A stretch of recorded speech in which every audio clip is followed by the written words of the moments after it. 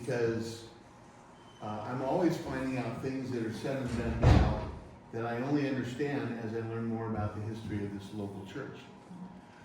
And I also think it's good as Wesleyan Methodist-oriented people that we sometimes hear about the Wesleyan Quadrilateral, which talks about scripture, tradition, reason, and experience. Well, tradition really has to do with history, especially church history, about what we know in relationship to scripture. It's okay. So, I have handouts. Just a minute, we're getting Carolyn settled here. Yeah. Are we ready yet? Yeah.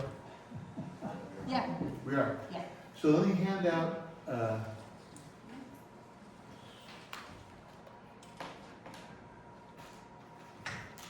hand out this side, and then I'll hand out. Now, for some reason, my printer didn't work quite right, and so there's a gap between the first page and the second page. And this is a PowerPoint presentation that I simply printed out for our class. And so I am going to use it for our teaching time.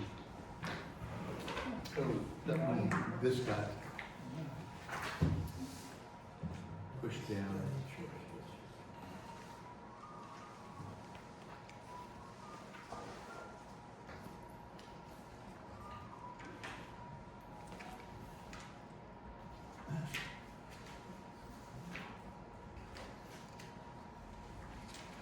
Okay, that should help.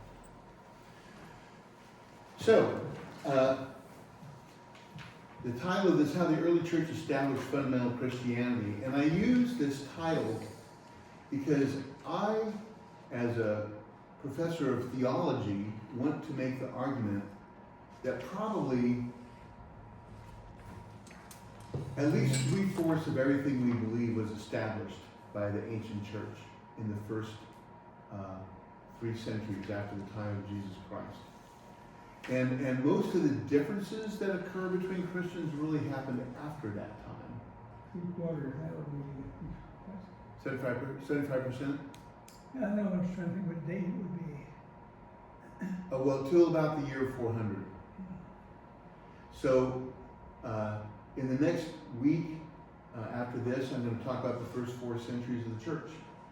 Because to me, it was extremely formative for how Christians established not only their beliefs about the Bible, about who God is, about who Jesus is, about who the Holy Spirit is, about what the church is or who the church is, and other important matters with regard to how you worship and so on. So, in the second slide on page 1, I talk about why study church history. And I say, well, here are a couple of reasons. Seeing God's faithfulness. You know, even when you think of our local church, we're here because of the faithfulness of people who went before us. The same thing is true with what we understand with the whole history of the church. We are here because of faithful people who worked 2,000 years ago to establish a church. It encourages and inspires us when we hear stories about people who went before us, both men and women who are faithful. A second reason is connecting to our heritage, to our roots.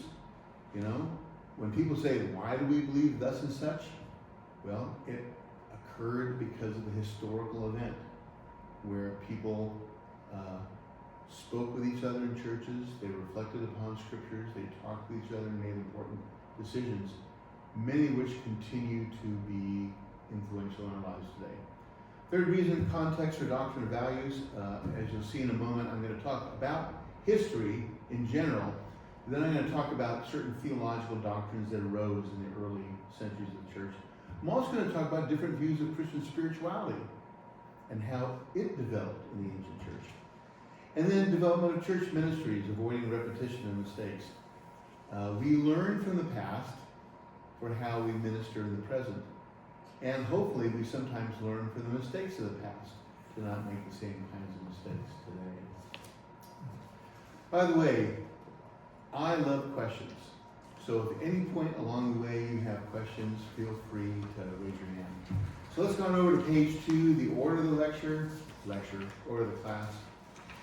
I'm going to talk about a little bit of the history, and then how some of the church doctrines developed, and then talk about different ways people view spirituality. Because different eras of church history saw different ways of expressing yourself spiritually in terms of growing into your knowledge and understanding of God. And I would argue we have the richest era right now in terms of how we think about Christians, matters of Christian spirituality, even though we don't always take advantage of it. Okay, the first century, the apostolic age and foundations. Number one, New Testament. This is when the time of Jesus and the disciples. It was predominantly a Jewish movement. And so from a historical perspective, one of the big changes that occurred in the church in the first century was the transition between followers of God who understood themselves primarily as Jews to now understanding themselves as Christ followers, people who followed Jesus, but who were increasingly and very quickly, predominantly non-Jewish. And that was a huge social, cultural transition for the ancient church. Even in the Bible, I would make this argument. I think that the book of Acts, which is the closest thing we have to a history of the ancient church, which was only very piecemeal, one of the themes throughout the whole book is how do the early disciples, who we call apostles, adjust to being in an increasing, first of all, to admitting Gentile believers, with Peter and his vision of,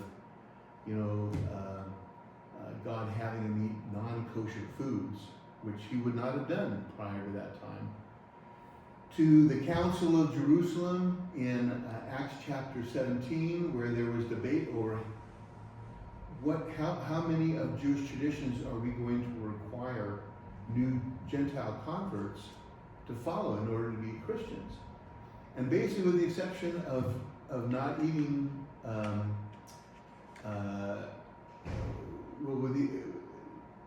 forget what it was, not being violent and caring for the poor, that was all they really required of the new converts.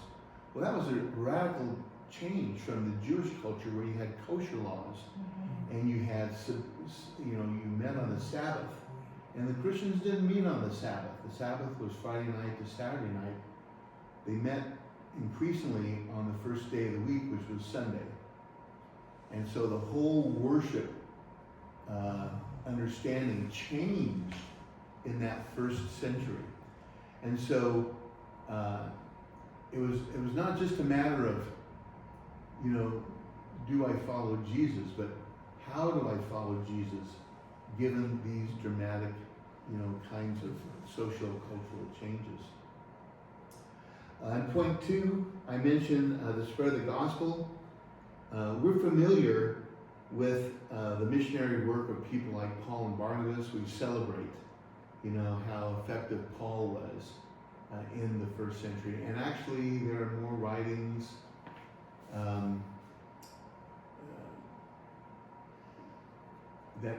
more books of the New Testament that deal with Paul directly than that deal with the Gospels and Jesus. And so you kind of had this dual foundation of the church with Jesus and Paul. And yet, even though we celebrate people like Paul only converted a small number of people.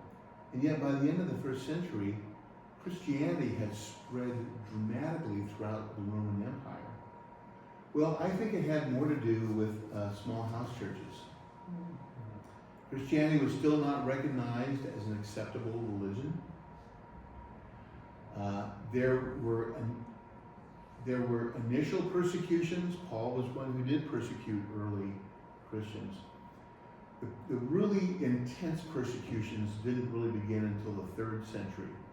Even though in the 1st century you had Nero as the Caesar about the year 60, the early 60s, And there was a huge fire that broke out that burned down over half of the city of Rome.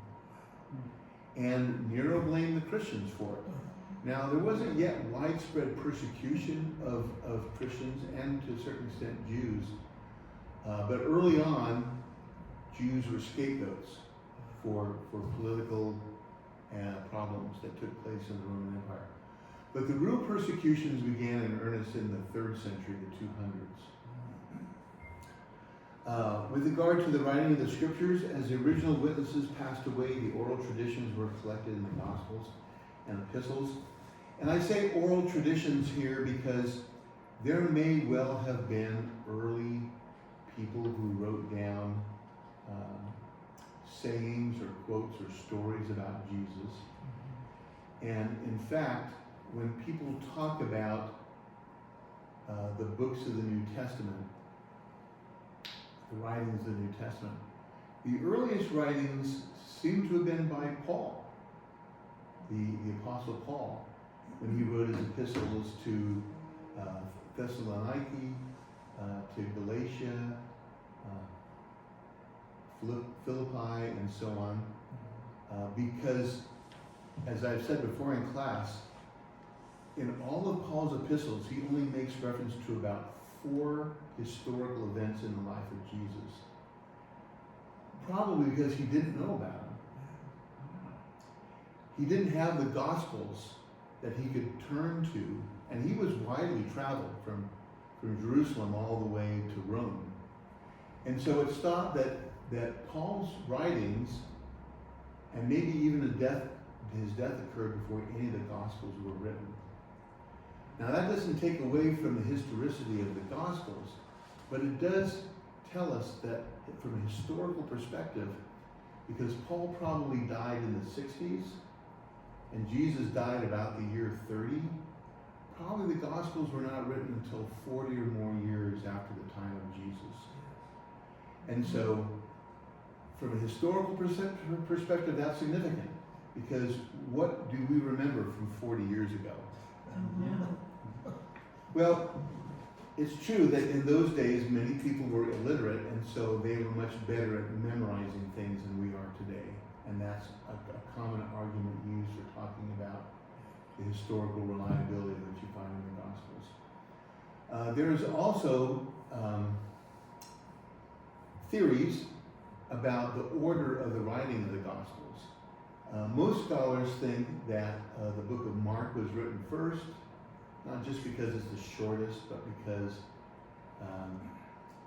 it has information that later show up in both the Gospels of Matthew and Luke. But then there's information that shows up in Matthew and Luke that's not in the book of Mark, but people are pretty sure that Luke didn't copy Matthew and Matthew didn't copy Luke, otherwise they'd be a lot more similar to each other. Because they have different stories about the birth of Jesus, they have different stories about the death and resurrection of Jesus. And so scholars speculate that there are probably writings that were existent that maybe people used, parts of writings.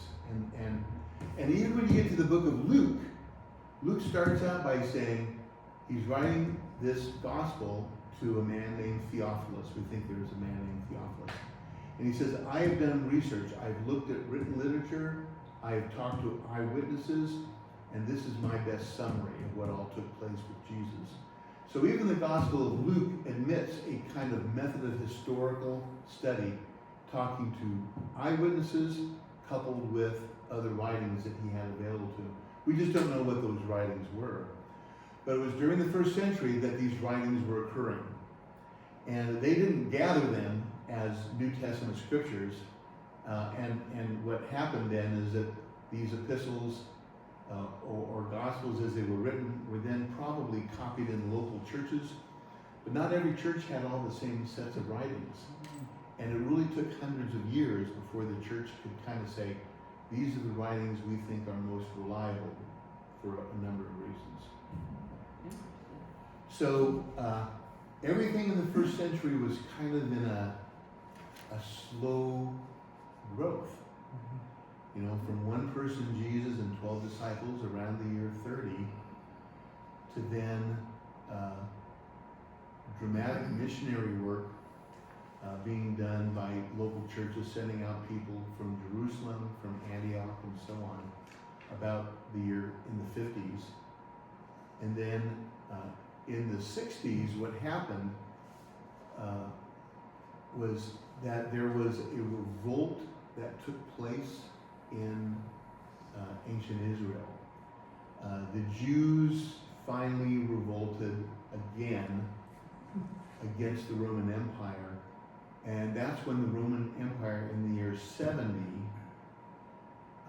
destroyed the temple, the second temple. There was a first temple that had been built by David and Solomon, and then it had been destroyed by Nebuchadnezzar in the Babylonian conquest. But then after that, when the Persian Empire took control, they allowed Jews to return, and under the leadership of people like Nehemiah, Ezra, Zerubbabel, they rebuilt the temple. And then in the 50 years prior to the time of Jesus, the temple was modified and improved even more by the man who is known as Herod the Great, who was also the Herod in the Bible who killed all the little babies when the wise men, the Magi, arrived, because he was afraid of losing his kingship. He'd been placed there by the Roman Empire as their appointed king of the area, and he paid tribute to Rome, and he was ruthless, which is why Rome liked him. But Herod was a builder. And so the second temple was built under Herod. But then in the year 70, because the Jews rebelled, there was a revolt. And there was another revolt in about the year 135, which pretty much ended, which the Jews were dispersed yet again throughout the Roman Empire. But that was significant in the year 70 because temple worship no longer continued. And then the people who took over were the synagogues, the little local churches, the little local places of worship that were predominantly run by the group of religious leaders known as Pharisees. So we often think of Pharisee in the Gospels as being a hypocritical people, but in the history of Judaism, the whole synagogue movement, which continues to this day, local synagogues, that was really established by the Pharisees in the first century. And so no longer was Judaism centered for worship in the city of Jerusalem. It was now done in all these local synagogues throughout the Roman Empire and beyond. Okay, that's a quick summary of the first century. I'm just going to go one century at a time here. So, yeah, I mean, I have done this before when I did church history, and what I did is I gave them a page handout. I gave like a whole bunch of dates, but it was kind of too much, too many dates, too many names. What are questions that you have about the first century development of the church? What happened with that temple? The temple was destroyed, and to this day it remains destroyed. But what happened, several things. One is that when Islam came into existence in the 7th century, the 600s, under a prophet named Muhammad, it spread within 100 years. One of the differences between Christianity and Islam is that Christianity did not originate as a theocracy where the government and the religion worked hand in hand, but in Islam it did. Muhammad was not just a prophet, he was also a political leader in modern day Saudi Arabia. And so the government and religion worked hand in hand as a theocracy, religious nationalism, so to speak. And they conquered all of northern Africa, southern Spain, up into Turkey, and into modern day Iraq and Persia. all in less than 100 years. Whoa. And so when Islam conquered what we call Israel, the Holy Land, or Palestine, Jerusalem was actually mentioned in the book of the Quran, which was the book that Muhammad said was dictated to him from God and an angel. And Jerusalem was the location. Both Islam, Judaism, and Christianity trace their religion back to Abraham. And when Abraham was going to offer his son Isaac on Mount Moriah, that is what Muslims say is the Mount of Jerusalem. And so on Jerusalem there is nowadays a mosque called the Dome of the Rock. And the Dome of the Rock then is considered the second most holy religious site in all of Islam. So they're not going to give up. They're not going to give up Jerusalem because, what happened in the 6-Day War back in 1967, Jerusalem recaptured Israel, but they did not destroy the Dome of the Rock.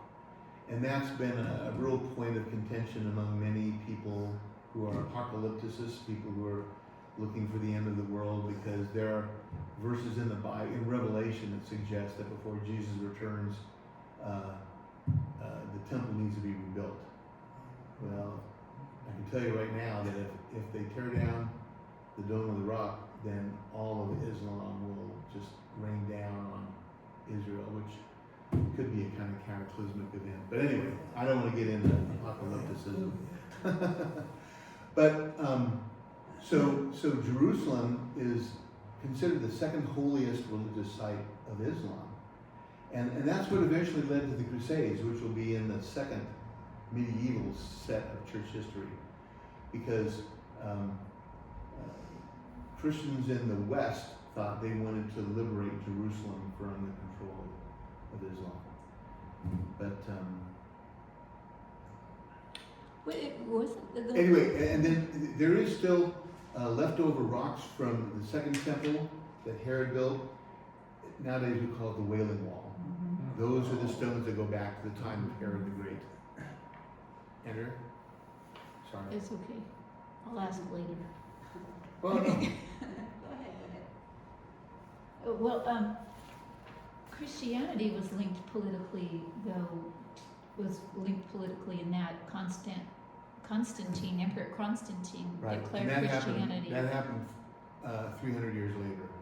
Yeah, but the Muslims were in 700, 800? 600s. 600s. So that did help spread Christianity, correct, by it being established as a national religion. Yes, and we'll talk about the benefits and liabilities of that. Because when you talk to most Roman Catholics, Constantine was a high point in the history of the church, where the church became centered in Rome. For Protestants, they talk about it as the Constantinopolitan captivity, because it made Christianity in the 4th century into the state religion. It could be the only religion you could follow. And Protestants will point to how events like that reflect the overreach of Constantine in that 4th century, and how that was the beginning of the fall of the church into then the Roman Catholic Church and the abuses of the Roman Catholic Church, which then they only saved in the 16th century with the Reformation. So it kind of comes down to the question of whether or not you want to spread Christianity by political and military mandate, or whether you want to spread Christianity by persuasion and sharing the gospel and letting people decide without having political and military coercion going on. Well, why can't they rebuild the temple? I mean, Well, because it's right where the Dome of the Rock is. Oh, it is, okay. In the exact place. Oh. When I've actually visited the Dome of the Rock, and this was back in 1978, and I don't even know if non-Muslims can go in there anymore because, That's what I've heard. for example, in Mecca, you can't go in if you're not Muslim. Right. But when I went there, we could go in. We had to take off our shoes, and women had to wear coverings. And there was this big flat rock in the middle of the Dome of the Rock. I mean, it's literally a big rock in the middle of it. And that's where they believe Abraham was going to sacrifice Isaac. Okay, that was never clear to me why they just couldn't rebuild it. Right, and it's almost dead center where the temple was. Okay. And so to rebuild the temple, you'd have to destroy the Dome of the Rock, Oh, I see, the okay. second most holy Yes. site in That all of makes sense, Islam. okay. And when there's 1 billion Muslims in the world, that would be problematic. Not a good idea.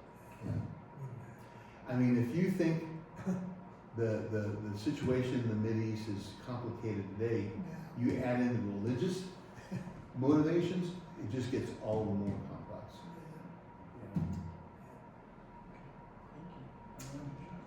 Yeah. Okay. Well, let's go on to slide number 5. The 2nd century. With the apostles gone, the apostolic fathers or writers had to defend the faith against external Roman persecution and heresies.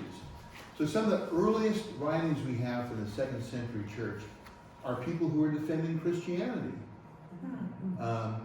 But the earliest writings were people who were actually being persecuted. So people like Quadratus of Athens and Diognetus were people who were persecuted, and they wrote letters begging the Roman emperor to not persecute Christians. But then you had another person like Justin Martyr, who was also martyred, but he gave defenses for why Christians. There were a lot of early criticisms of Christians. They said they're not good. They're not loyal Romans.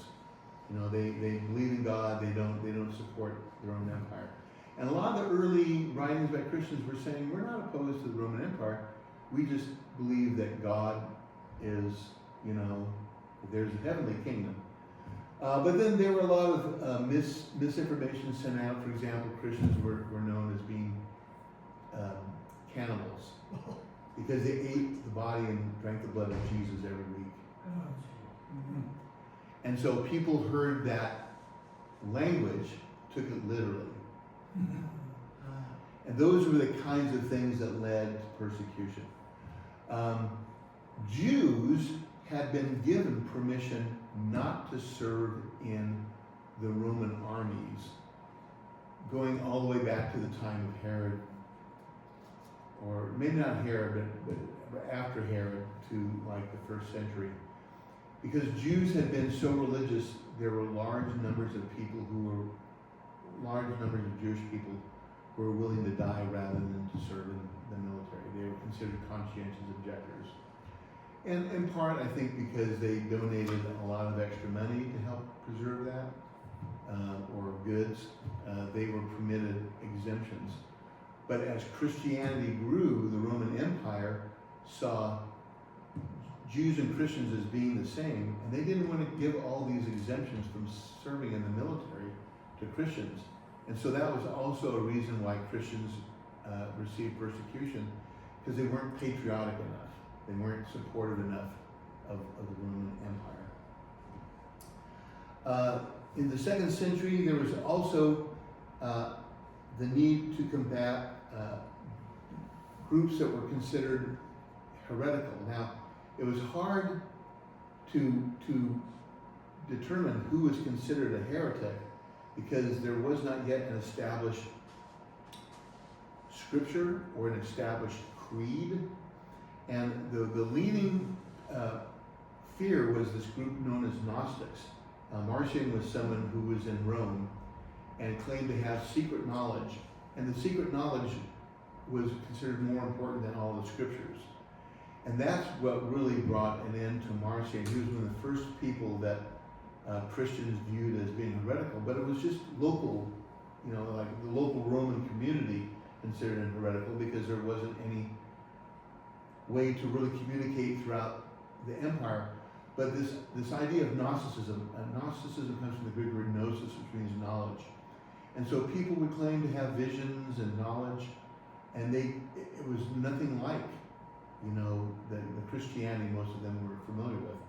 So Gnosticism was an early heresy that Christians resisted, even though there was no real standard yet by which to judge who was Gnostic. And then there was the development of apostolic succession to ensure continuity with apostolic teaching. There were different churches that governed over regions religiously. You had one in Jerusalem, Israel, Alexandria, Egypt, Antioch, Syria. You had Athens in Greece, and you had Rome in modern day Italy, which was still then the center of the Roman Empire. And so there would be bishops in these local main urban areas, and they were given authority, and often it was, when you had religious disputes, it would be up to the bishop to decide, because there was no other way of doing it yet. Okay, going on into the 3rd century, despite periods of state-sponsored persecution, the church continued to grow and mature. There are a lot of, from a historical perspective, there are a lot of socio-cultural reasons for this. Christians were written about by non-Christian historians who said they really loved and cared for their own.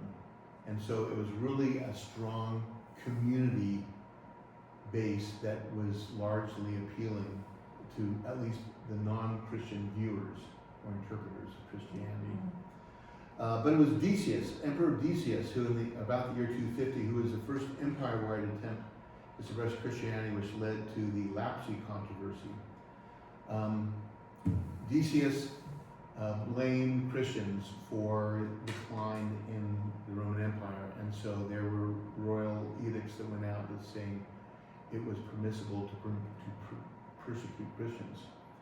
And so in local cities throughout the Roman Empire, you could rob and thieve, steal from, and do violence towards Christians and get away with it. And basically Christians had to defend themselves. It was during this period, it's called the Lapsi controversy. You know, have you lapsed your faith? Because what would happen is people had to, throughout the Roman Empire, people had to, I forget exactly what it was, but you had to buy a ticket saying, I support the emperor as God, not any other God. And so if you didn't do that, you were then subject to persecution. And so after Decius, when they stopped doing that practice because it was really detrimental to the Roman Empire, people who had bought the ticket saying we see the emperor as our God rather than God, the Father of Jesus, they wouldn't let them back into church. They said, your faith has lapsed because you have, in the face of persecution, you have. And this continued to be a controversy for another 150 years until Christianity became a legalized religion. During the 4th century, it was called the Donatist movement, but it was again people who said we only want a pure church if you weren't willing to be, because a lot of people who were persecuted, they suffered, and like the Novatians and the Donatists, they said, we suffered, you didn't. We're not going to let you back into our fellowship.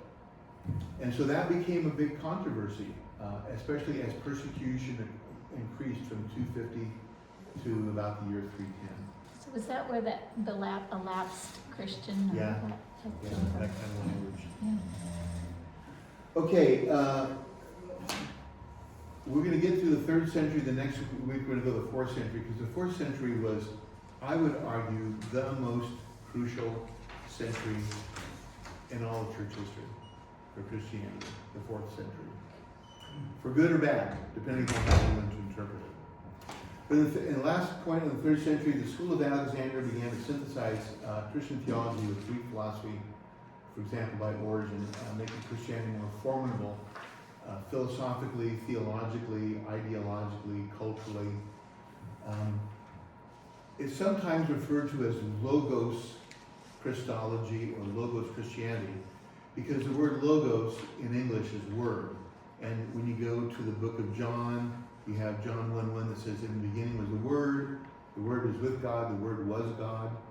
In Greek, the word logos meant that rational principle by which the universe is ordered.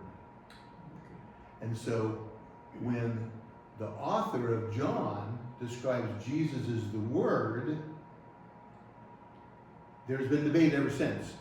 Is he making an allusion to Greek philosophy and identifying Jesus with this rational principle by which the universe is ordered? Or is he making a reference to Genesis chapter 1, where God spoke and the world came into being? Well, there's some supporting evidence for that interpretation, because if you look at the first 3 or 4 chapters of the book of John, it talks about like the first day and the second day and the third day, kind of reflecting the creation imagery. It's not a perfect analogy, but it's there. In my personal opinion, I don't think it's an either or question. I think it's both and. I think whoever wrote John was probably very familiar with the Greek language. He wrote it in Greek. I'm assuming it's a he. And so you had probably both Jewish and Greek kind of influences. But when people started using this language of Jesus as the Logos, Greek philosophy became increasingly important in how Christians understood their religion, especially, as we'll see in the future, the philosophy of Plato. And in the history of Western civilization, there was no more influential philosopher than Plato. And Plato, there's Socrates, but Socrates was a teacher of Plato. Socrates wrote nothing. Everything we know about Socrates came in what are called dialogues that Plato wrote about Socrates. So is it really Socrates or is it Plato who's writing there? It really doesn't matter. But Christianity became very influenced by Greek philosophy, especially Platonism. And I'll talk more next week when we get into Christian doctrines about why that was important in terms of coming up with such doctrines as the doctrine of the Trinity. Okay?